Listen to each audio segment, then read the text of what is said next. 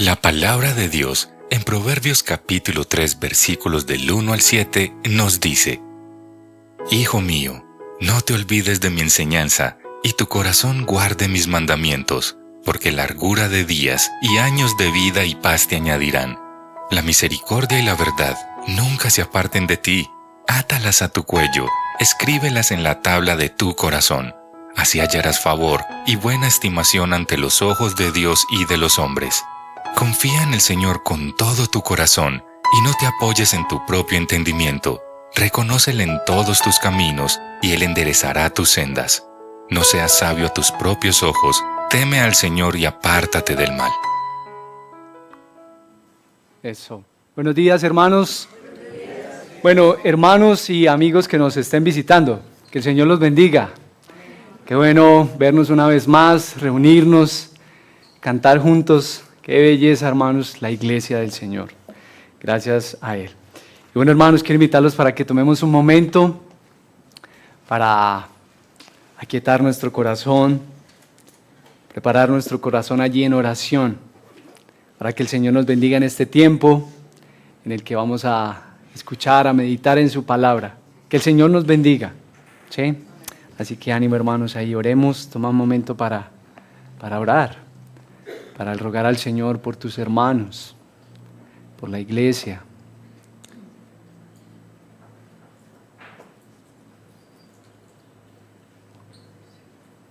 Si también puedes orar por el predicador, por mí, gracias, hermanos. Que el Señor nos bendiga en este tiempo.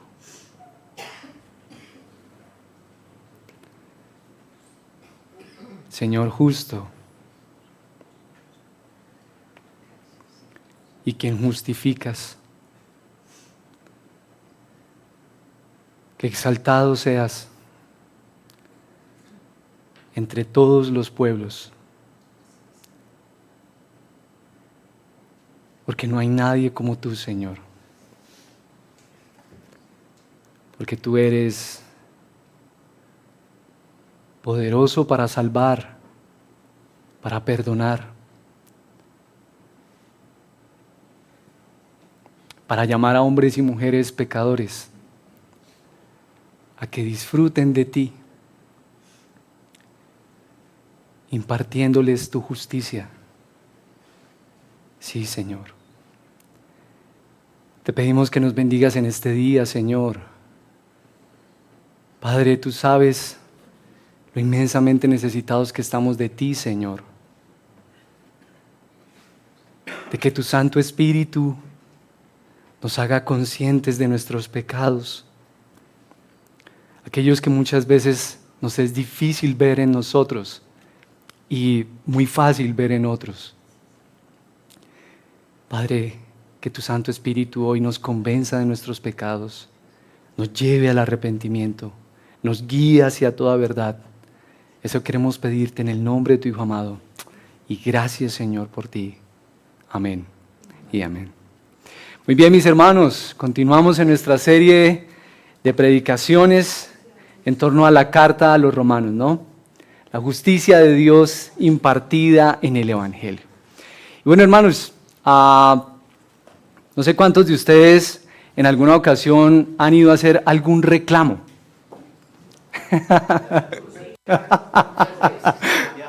Vean, nada más apenas dice reclamo y dicen,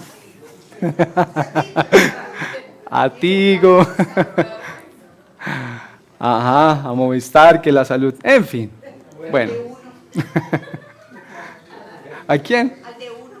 Al de uno, etcétera, etcétera, ¿cierto? A Rappi, de pronto hiciste un pedido y no te llegó como era, bueno, en fin, al esposo, oiga, esposito, usted dijo que iba a llegar a tal hora y, en fin, reclamos. Esa famosa cajita ahí de PQRS, ¿no? Pero bueno, quisiera preguntarte si alguna vez le has hecho un reclamo a Dios. Sí, también. La respuesta más corta para esa pregunta podría ser sí o no, ¿cierto? Pero bueno, vayamos un poquito más hondo. ¿Cuál fue la razón para ese reclamo que le hiciste a Dios? Piensa en ello, para ti mismo, no tanto para que lo lo hagamos, a voz en cuello, sino para ti. En reclamo, sino pidiéndole una respuesta. Bueno, ok. Un reclamo. ¿Cuál fue la razón por la cual hiciste ese reclamo a Dios?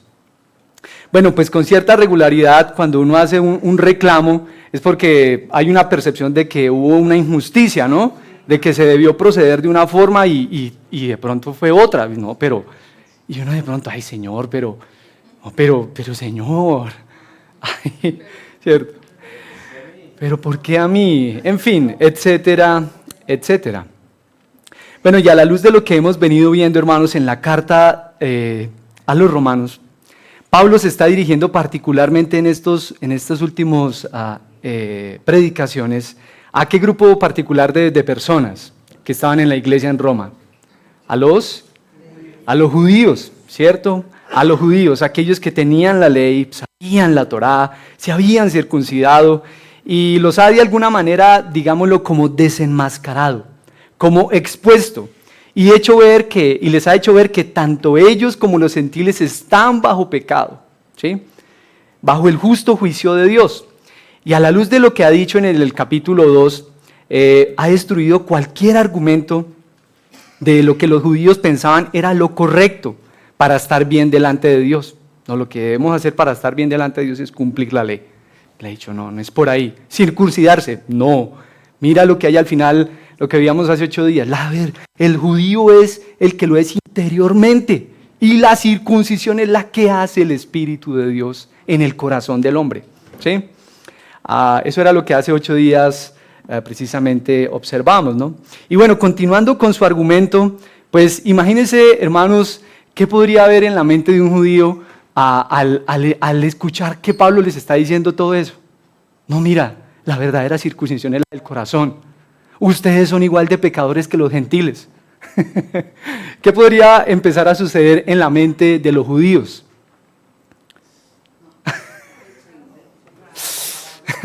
Como que no, pero Pablo, o sea, ¿cómo así, hermano? ¿Ah? Oigan a este. Vea, de pronto algo, oigan a este. Vea, ya había judíos paisas. Y le dirían, oigan a este. Eso es una expresión muy paisa, ¿no? Oigan a este.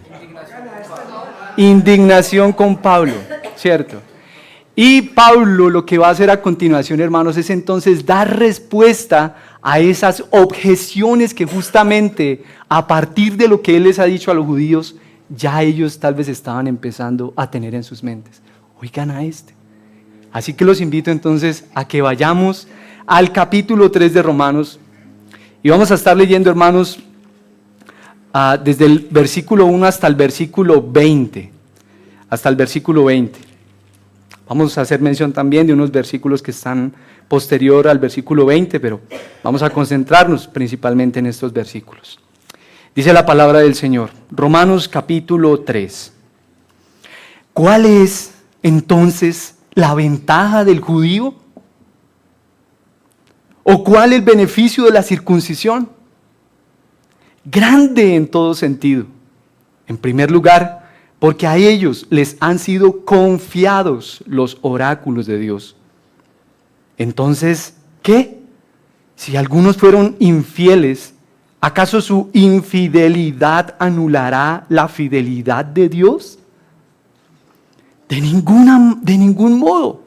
Antes bien, sea hallado Dios veraz, aunque todo hombre sea hallado mentiroso, como está escrito, para que seas justificado en tus palabras y venzas cuando seas juzgado. Pero si nuestra injusticia hace resaltar la justicia de Dios, ¿qué diremos?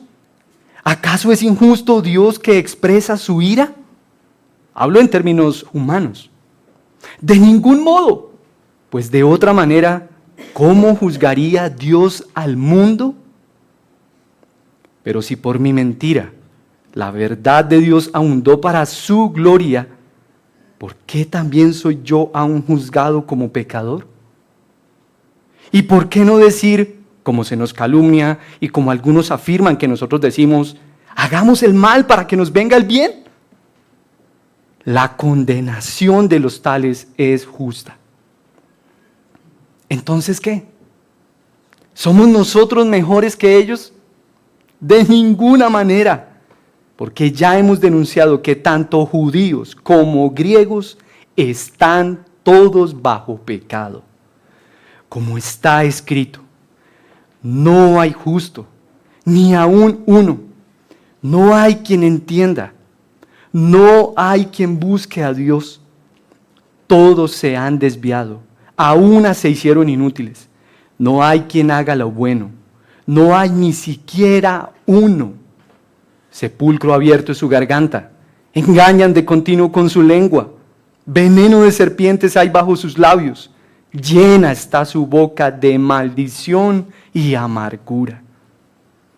Sus pies son veloces para derramar sangre.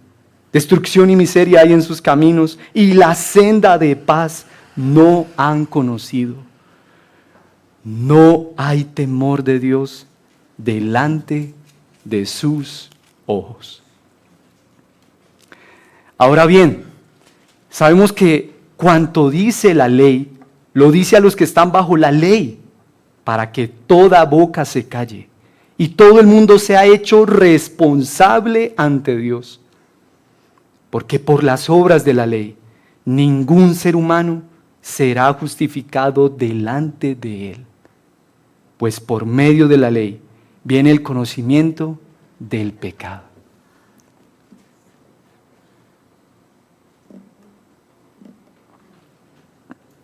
Parece ser que ahora ya es un poco más claro el por qué Pablo está diciendo, no, esto, esas posibles objeciones que ya estaban en la mente de los judíos. Oigan a este. Y vamos a ver, hermanos, quiero invitarlos a que abordemos esta enseñanza en tres puntos. Y el primero de ellos es respondiendo a las objeciones. Como ya lo dijimos, pues habrían algunas objeciones ya en la mente de los judíos, ¿no? Oigan a este, pero ¿cómo así? No vale de nada nuestra circuncisión, pero ¿y si nosotros tenemos la ley? ¿Y si nosotros la cumplimos? Y en fin, etcétera, etcétera. Respondiendo a las objeciones. Eso es lo que vemos en los versículos 1 al 8. Y vemos que de entrada hay una pregunta, ¿no? ¿Cuál es la ventaja del judío? Entonces, ¿cuál es la ventaja del judío? Y abuelo de pájaro, uno podría pensar que por lo que Pablo hace, uno respondería que ¿qué? ¿Cuál es la ventaja del judío? Yo no diría, lo que uno pensaría, muy abuelo de pájaro, es pues ninguna, porque él los ha puesto en el mismo nivel a los gentiles. Pero él no responde eso, él dice que sí hay una ventaja y que es grande. Él lo dice el texto, hermanos, ¿verdad? Dice grande en todo sentido. En primer lugar, porque a ellos les han sido confiados los oráculos de Dios. Se les había confiado la ley de Dios. Como lo dice Romanos en el capítulo 9, versículo 4, era para el pueblo de Israel, que pertenecían a la adopción como hijos, la gloria, los pactos, la promulgación de la ley, el culto, las promesas, de quienes eran los patriarcas y de quienes según la carne procede Cristo. Y esto nos recuerda lo que como iglesia se nos ha sido confiado también, hermanos. Hermanos, el anuncio del Evangelio, la palabra del Señor, se nos ha sido confiada. La buena noticia de Cristo, así como lo señala Pablo a la iglesia en Tesalónica, ¿no? En 2 Tesalonicenses 2:4, sino que así como hemos sido aprobados por Dios para que se nos confiara el Evangelio, así hablamos, no como agradando a los hombres, sino a Dios que examina los corazones. Ay, hermanos, no hay mayor privilegio para un ser humano que el Señor le confíe su palabra. Tenga, mire, ahí en sus manos, ESM, ¿no? En sus manos, confío en mi palabra, para que sea ella la que justamente lo guíe hacia Él, hacia el arrepentimiento, hacia el camino de la salvación, hacia Jesús. Pero bueno, ahora la cuestión es que muchos de los judíos tenían un corazón incrédulo, no estaban creyendo. Imagínense, ¿no? Ahí los judíos obedeciendo toda la ley, en fin, la circuncisión, etcétera, etcétera. Y Pablo les está diciendo esto. Pero eran incrédulos. Uy, Pablo, pero ¿cómo así? ¿Sí? Somos el pueblo de Dios. Y nos dices que nosotros hemos sido infieles, incrédulos. Sí, pero la buena noticia, hermanos, es que Dios sería y es fiel, aun cuando nosotros seamos infieles. ¿Lo recuerdas? Como le dice 1 Timoteo 2:13, si somos infieles, Él permanece fiel, pues no puede negarse a Él mismo. Ay, hermano, y yo quisiera animarte a pensar en ti mismo, en tu propia vida. Toma un momento para pensar en ti, hermanos, en ti mismo.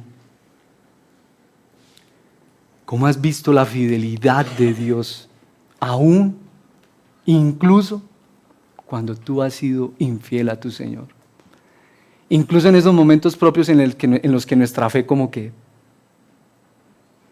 pero el Señor sigue siendo fiel.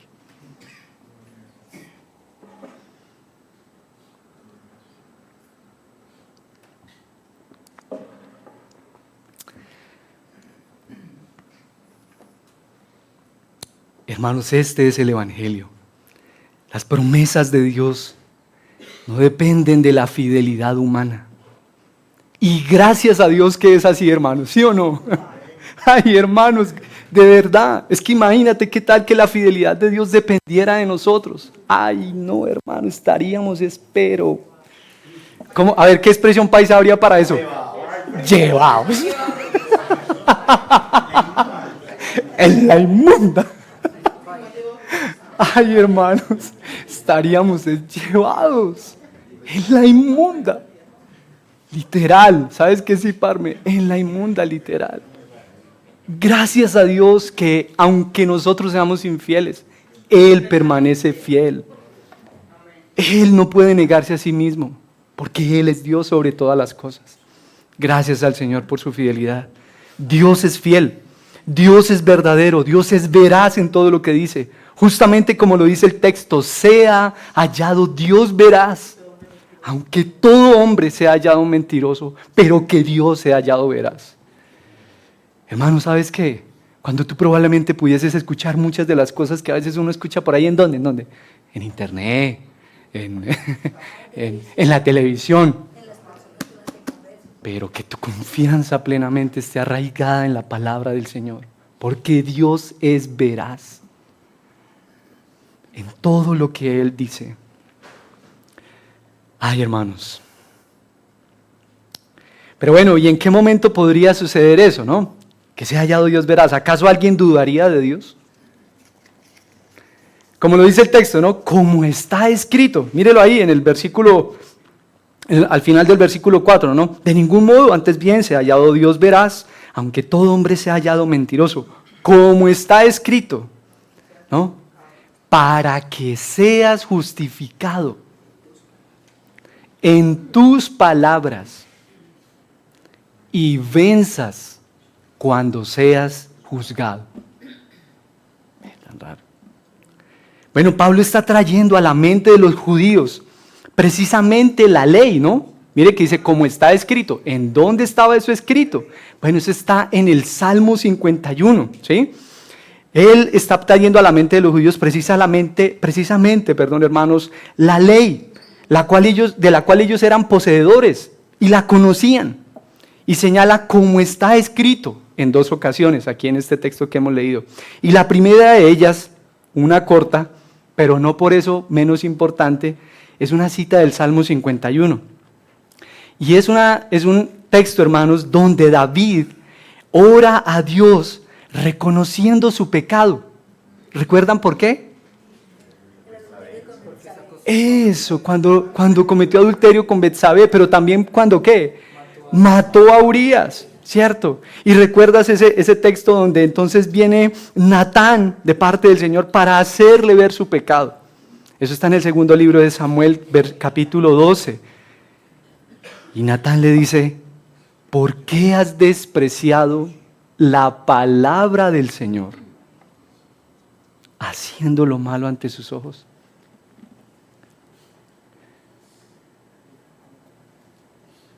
¿Sabes, hermano? Eso es una forma de empezar a redefinir lo que es pecado.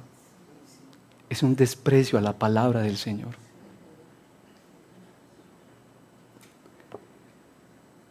Y bueno, en el versículo 13, David reconoce: he pecado contra el Señor. Y el Salmo 51:4 hace mención de la oración que él elevó cuando pecó contra el Señor. Es más, hermanos, mire, brevemente observémoslo. Salmo 51. Ten piedad de mí, oh Dios, conforme a tu misericordia. Lávame por completo de mi maldad. Límpiame de mi pecado. Reconozco mis transgresiones. Mi pecado está siempre delante de mí. Contra ti, versículo 4. Contra ti, 2 veces. Solo he pecado y he hecho lo malo delante de tus ojos. De manera que, y ahí está la cita, de manera que eres justo cuando hablas y sin reproche cuando juzgas.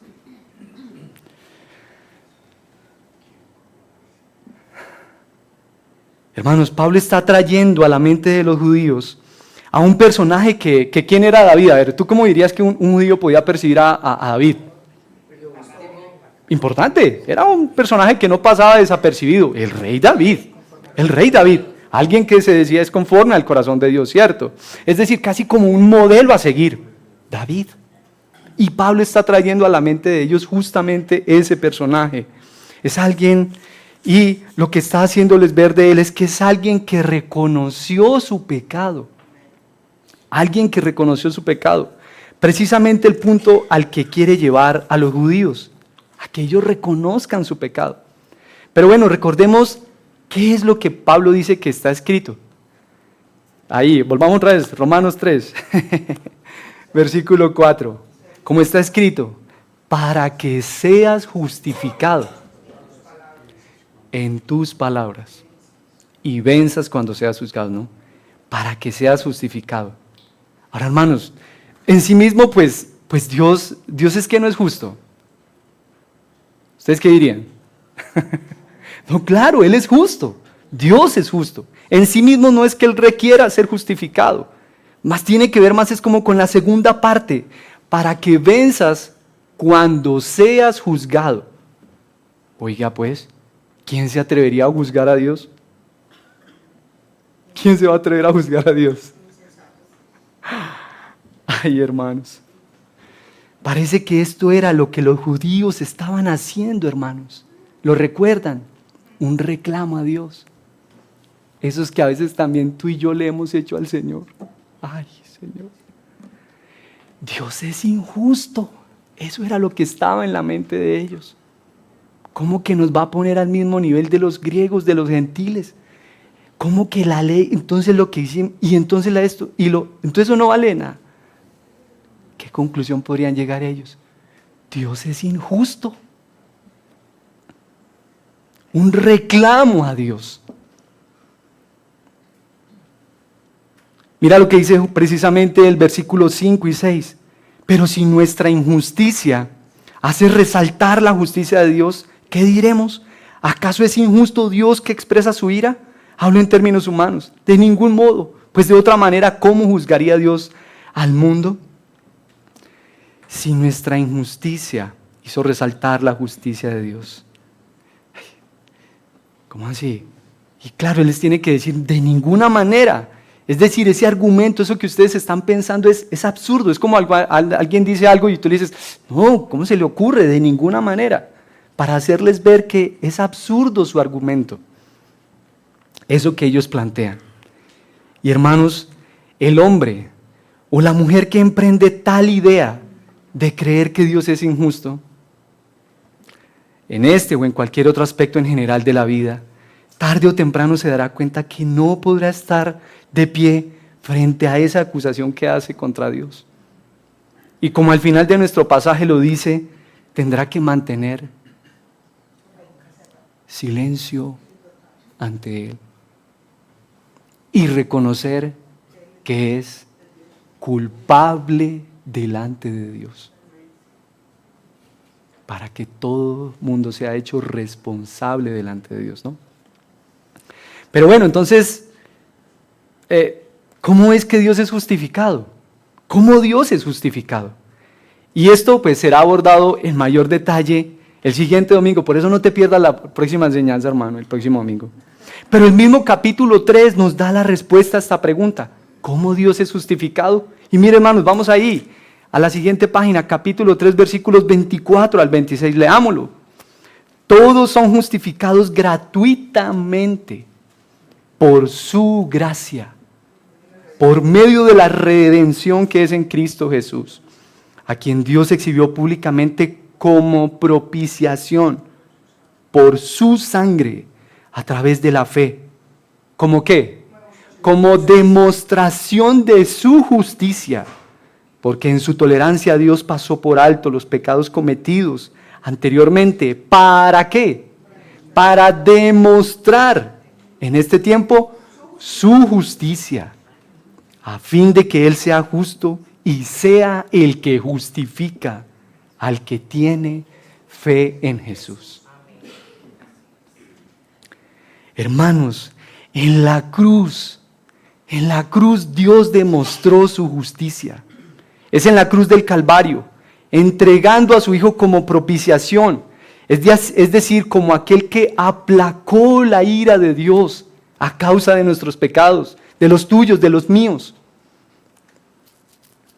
¿Y cómo hizo esto? Derramando su sangre para así cubrir, borrar nuestros pecados y de esta manera demostrar. Mire que el texto 2 veces hizo uso de esa palabra, para así demostrar su justicia. ¿Y con qué propósito?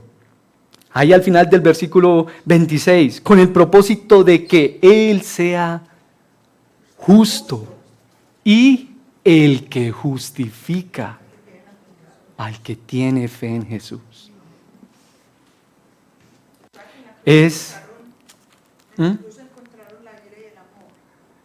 Bueno, es una buena ilustración, sí, Adriana. En la cruz del Calvario, hermanos, es en la cruz del Calvario que Dios es justificado. Para que venzas cuando seas justificado. Para que venzas cuando seas juzgado. Como lo dice versículo 5, el versículo 4. Hermanos, parecería entonces que no importa entonces cómo se viva, ¿no? Porque al final Dios justifica al pecador. Tal vez eso era lo que había en la mente de los judíos. No, pero si esos que vivieron así no cumplieron la ley, no circuncidaron, es precisamente otra de las objeciones que los judíos están levantando contra Pablo, ¿sí? Es precisamente la última objeción a la que Pablo responde. Algunos decían y lo calumniaban, que entonces había que vivir mal para que venga el bien. ¿Lo observaste ahí en el texto? Allá en el versículo 8, ¿y por qué no decir, como se nos calumnia y como algunos afirman que nosotros decimos, hagamos el mal para que venga el bien? Y Pablo una vez más responde, ¿qué? No, de ninguna manera, hermanos. Es absurdo lo que ellos estaban pensando. ¿Y por qué no decirlo, hermano? Hoy también debemos tener cuidado con ese tipo de discursos que incluso dentro de la misma iglesia pudiesen llegarse a escuchar. No, tranquilo, se trata de la gracia. No, hermano, ten cuidado con lo que tú, hermano, de lo cual tú puedes escuchar en diferentes contextos. Filtra todo eso que tú escuchas a la luz de la palabra, hermano. Y que lo que no pase por ese filtro, hermano, sea desechado, hermanos. No importa cómo vivas, Dios te perdonará, porque se trata de su gracia. No, mi hermano, el Señor en su misericordia perdona nuestros pecados. Y sabemos que aunque no somos salvos por nuestra forma de vivir, es una nueva forma de vida la que ahora se nos llama a vivir para la gloria de Dios. Como lo dice Romanos 6:4, ¿no? Para que andemos en una novedad de vida. En una vida nueva, ¿sí? Precisamente quienes toman esos caminos, ¿quiénes? Hagamos el mal para que venga el bien. ¿Qué dice Pablo de ellos? La condenación de los tales es justa. Ya están bajo condenación. Alguien que pudiese empezar como a percibir la vida de esa manera, o la fe, entre comillas, pues si a esa fe de ellos se le pudiese llamar así, de esa manera, ya están bajo condenación.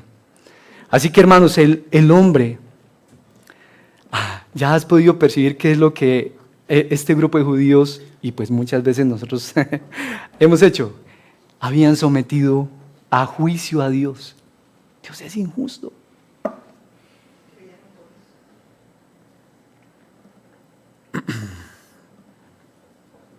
Creían que Él era injusto. Ahora, ¿qué respondería Dios a ello? ¿Qué le respondería Dios a eso? Y ahí vamos al segundo punto de la enseñanza. Una denuncia. Una denuncia, ¿no? Usted sabe que a veces cuando en los pleitos, ¿no? Bueno, se presenta, no, mire ese señor, tal cosa, entonces hay una respuesta de la contraparte. Una denuncia, esto es lo que vemos en los versículos 9 al 18. Hermanos, Pablo ha llevado a sus lectores a un punto crucial y necesario para el Evangelio, hermanos. Y lo hace por medio de una pregunta. ¿Qué pregunta, hermanos, observamos ahí en el versículo 9? ¿Entonces qué? ¿Y qué sigue? Somos nosotros, ¿quiénes? Ese nosotros es ¿quiénes? Los judíos. Mejores que ellos. Ese ellos es ¿quiénes? Los gentiles. ¿Somos nosotros mejores que ellos? ¿Y qué responde Pablo, hermanos? De ninguna manera. Es absurdo pensar de esa forma. Hermano, y esto nos recuerda una gran verdad del Evangelio. Ay, hermanos, cuando nosotros... ¿No te parece que en ocasiones uno como que se empieza a sentir mejor que otro hermano? Ay, hermano, qué peligro eso. Qué peligro, hermanos. Cuando empezamos a percibirnos mejor que otro, esta, hermano, debería ser para ti una señal de alerta que te recuerde que te estás desviando del Evangelio.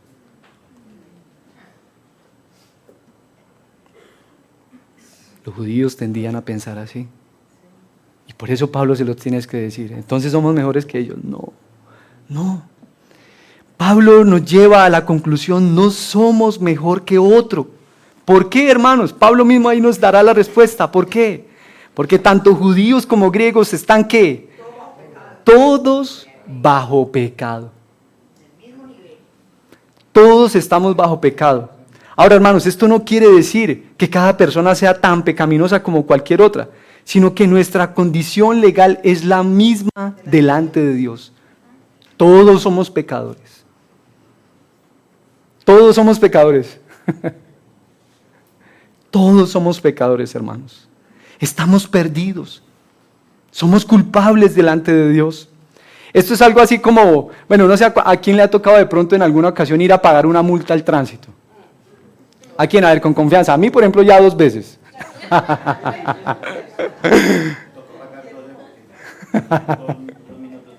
Ay, ay, ay. Imagínense. Las multas. Y todos los que, y de repente uno entonces, se alista, y claro, a veces uno como con cierto pesar, tocó esta multa, hombre. ¿Por qué me pasa ese semáforo? ¿Por qué salí en pico y placa? Pero bueno, toca pagarla porque ya no hubo de otra. ¿Cierto? Y entonces de repente uno se alista y va para la oficina donde uno paga pues las multas, ¿cierto? Y cuando de repente uno llega allá, uy, ¿qué pasa? Uno dice como, uy, no soy el único. Es correcto, Ariana. No soy el único. Oigan, cantidad de gente haciendo esas, vea, muchas multas.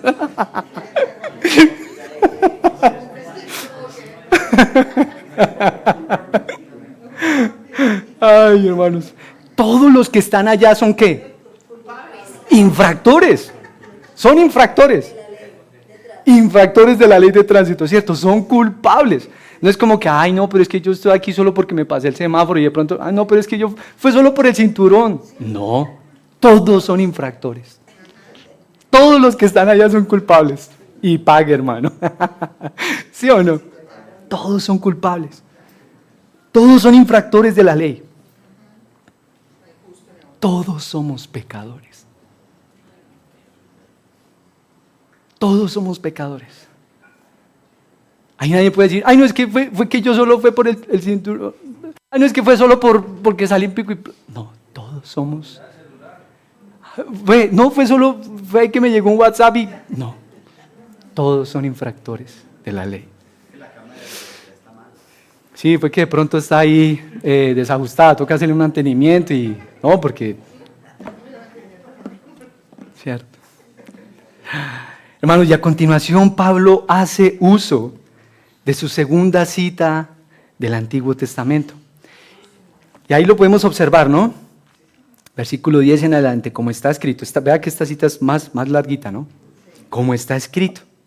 Y hace uso de diversos pasajes del Antiguo Testamento, principalmente del libro de los Salmos y del libro del profeta Isaías, entre otros también.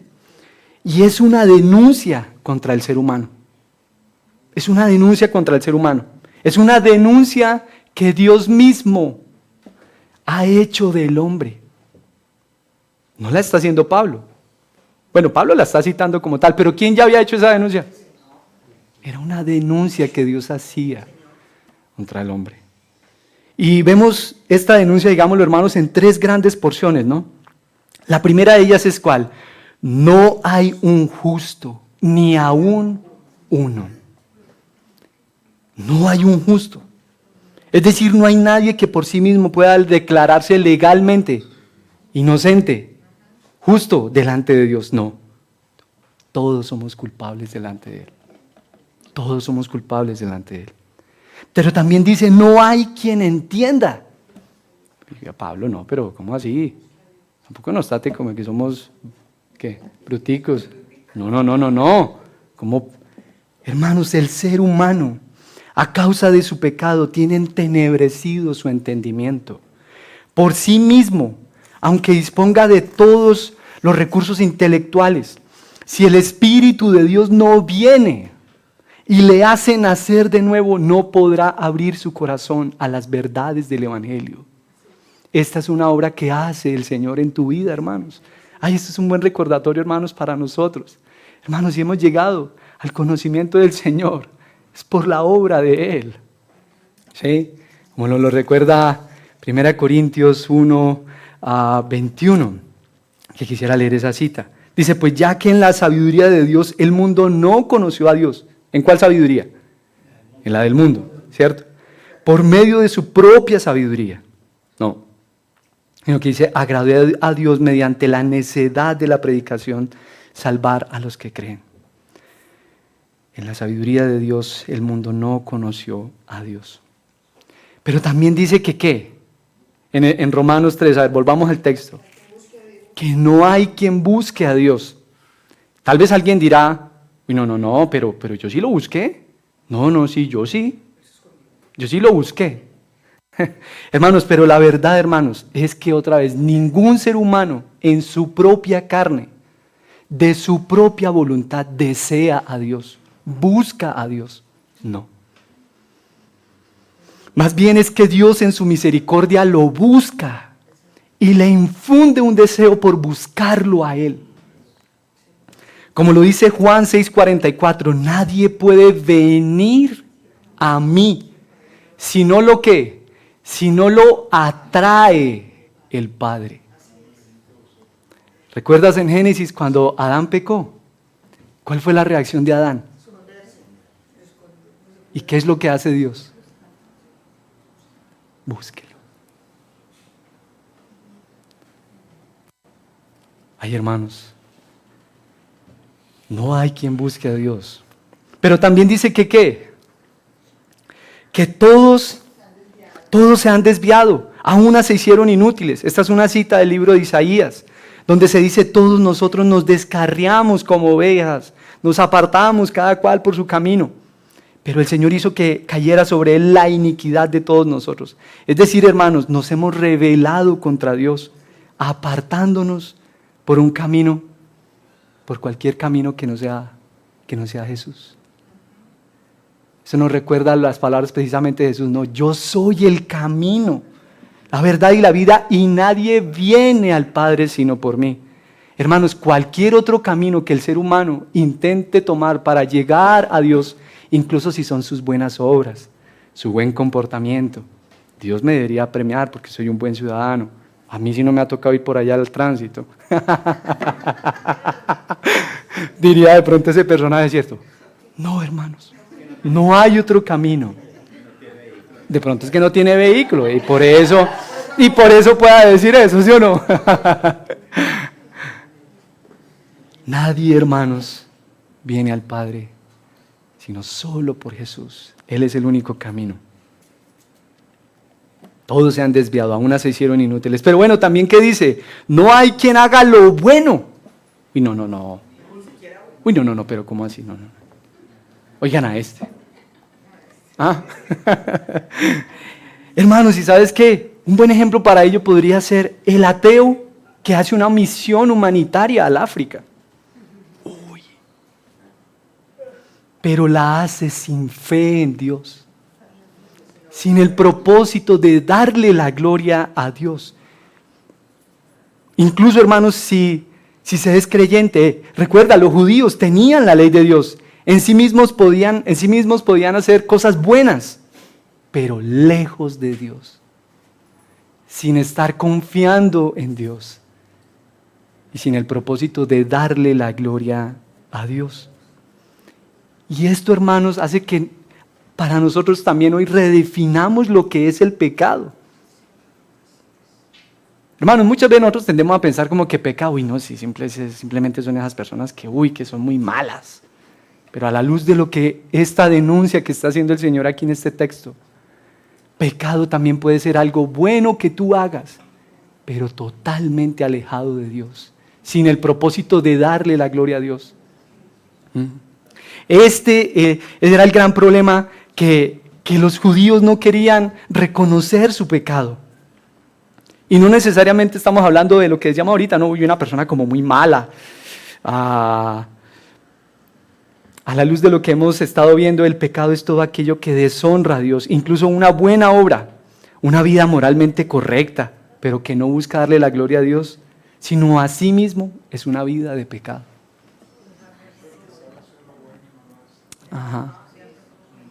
Hermanos, muchos de los judíos precisamente estaban viviendo así, moralmente correctos, pero alejados de Dios, sin confianza en Dios.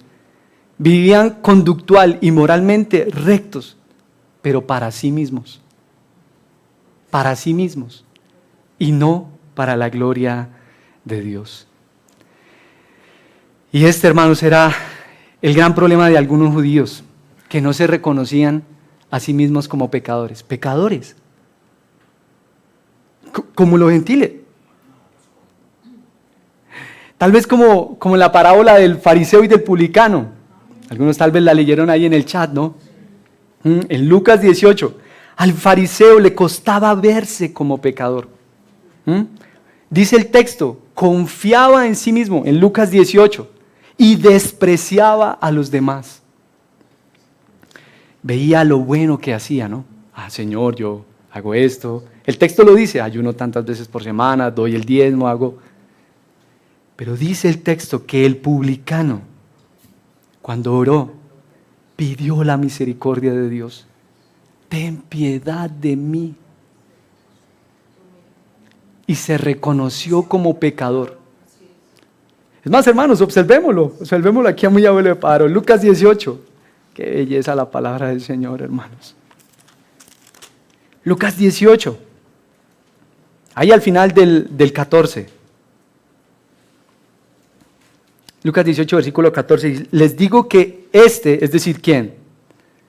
El publicano, descendió a su casa justificado.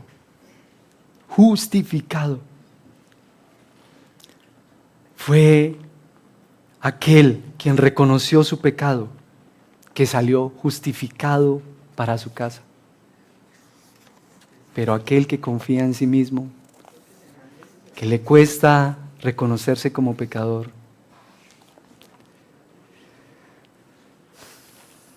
pero bueno, aquí pasa a un segundo grupo, ¿no? A un segundo grupo de denuncia.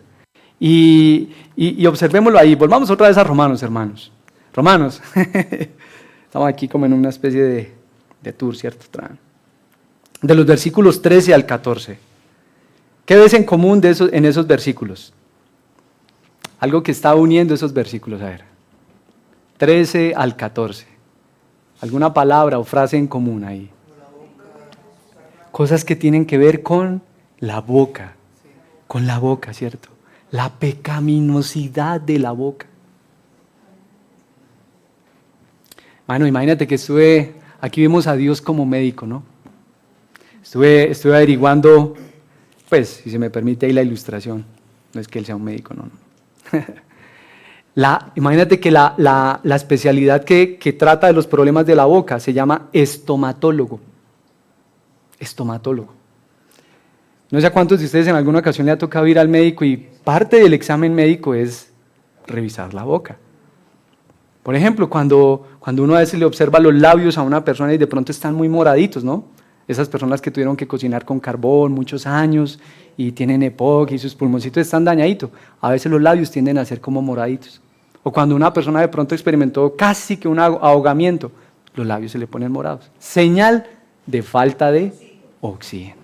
Falta de oxígeno, ¿cierto? Y notemos la progresión que hace el texto, hermanos. Primero dice que ¿qué? ¿Qué parte de la boca menciona? Pues, ¿cierto? Garganta. Luego, la lengua. Luego, los labios. Y finalmente, la boca. ¿Sí? Esa progresión que nos muestra el texto. Como que es algo que viene de adentro, del corazón. ¿Lo recuerdan, no? De la abundancia del corazón. Habla la boca. Se está describiendo el pecado respecto a lo que se habla, a lo que se dice. Santiago capítulo 3 versículo 2 dice, si alguien no falla en lo que dice, es un hombre que perfecto. Ay, hermanos, la boca es de gran utilidad en el examen médico, ¿no?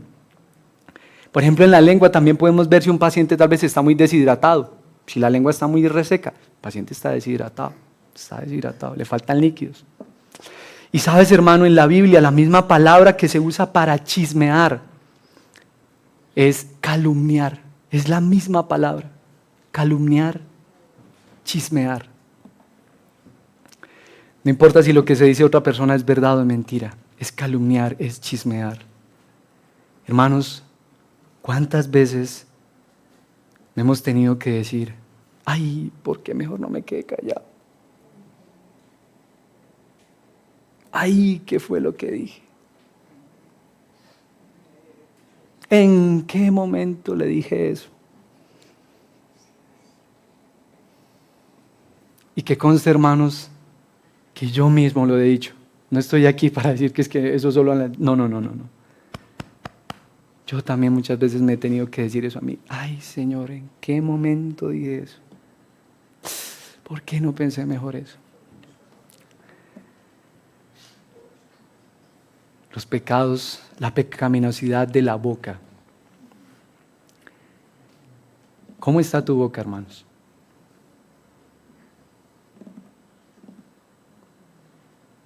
Pero bueno, el texto también habla de otra parte del cuerpo, ¿no? Pies, los pies. Y ahí hay otros en los versículos 15 al 17 que están como unidos como pies, camino y senda. Como un camino que se toma, ¿no? Y básicamente es un camino torcido, de violencia.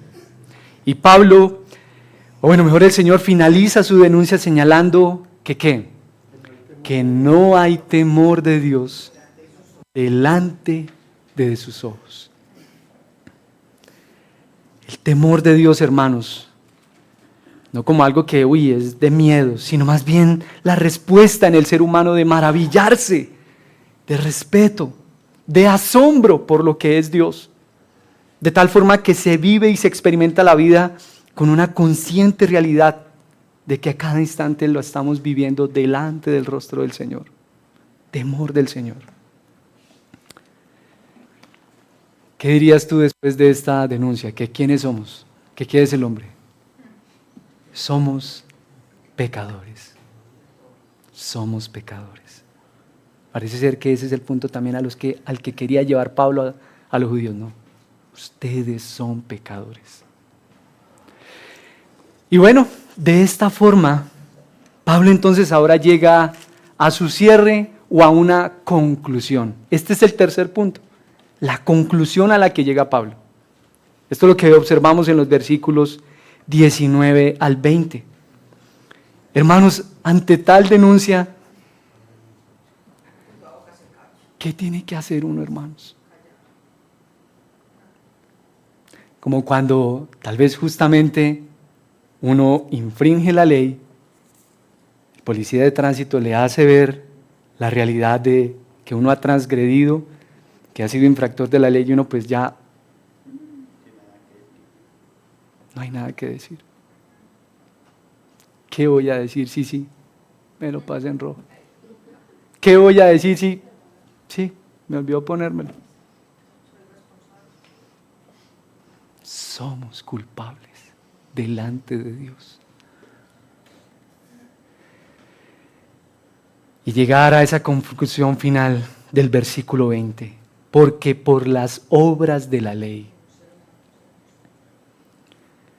hermano, porque por tu buen comportamiento, por tus buenas obras, nadie, ninguna carne, ningún ser humano será justificado delante de Él. Nadie, hermanos.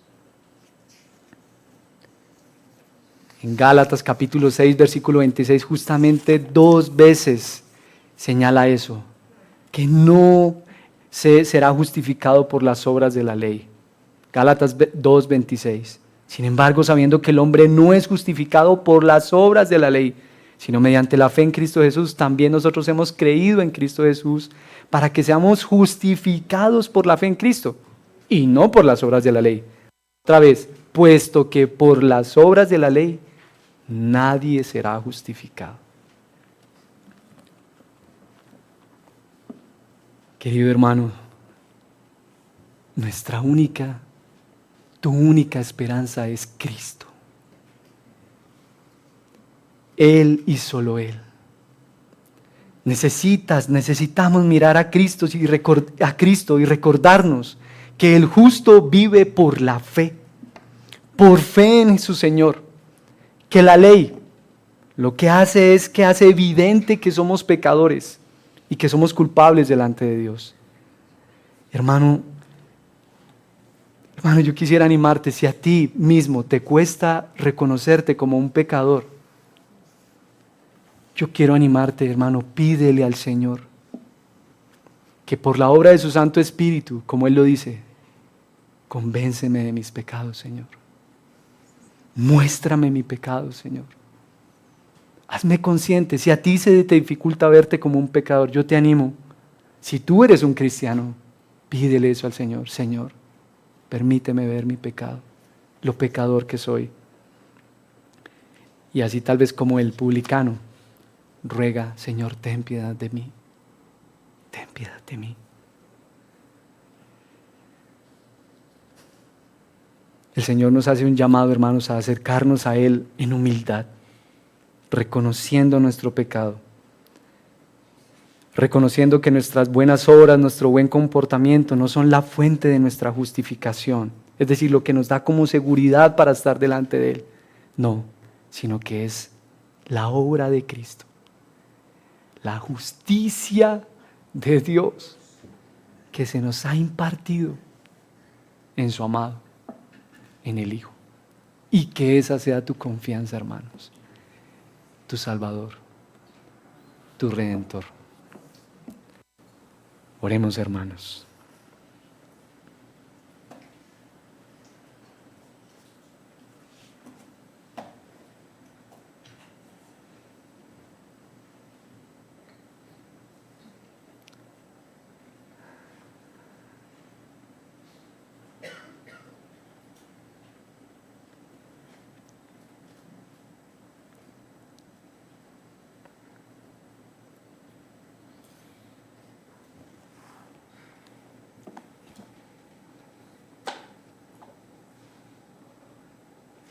No te distraigas, querido hermano. Tómate este momento para verte a ti mismo delante del Señor.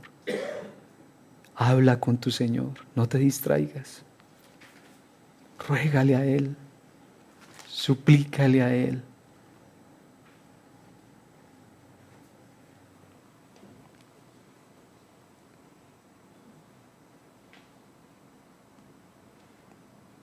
vengamos ante Él con la confianza que nos da Jesús, nuestro Salvador, nuestra justicia.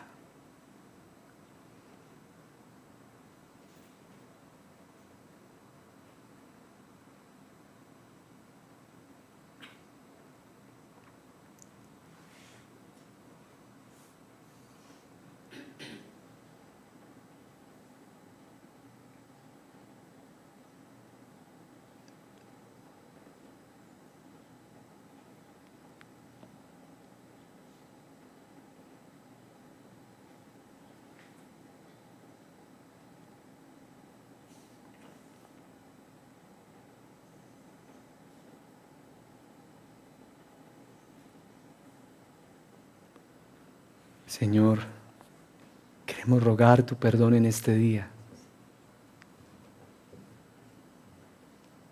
Reconocemos nuestros pecados, Señor.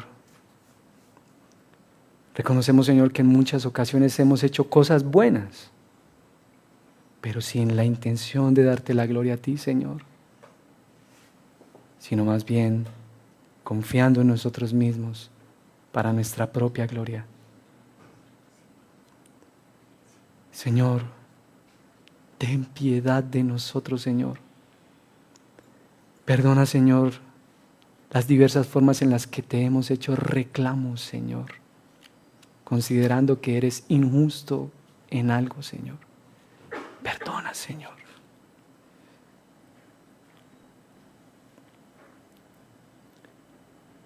Suplicamos, Señor, tu misericordia, reconociendo que tú y solo tú puedes salvar, Señor. Tú y solo tú nos puedes justificar. Y que tú y solo tú nos puedes facultar para que te busquemos, para que entendamos el Evangelio, para que nuestro corazón sea lleno del temor tuyo. Esto es una obra del Señor. Descansamos, Señor, en tu justicia, en la justicia de Cristo, nuestro Salvador. Hermano, medita ahí en tu Señor, no te distraigas en tu Salvador.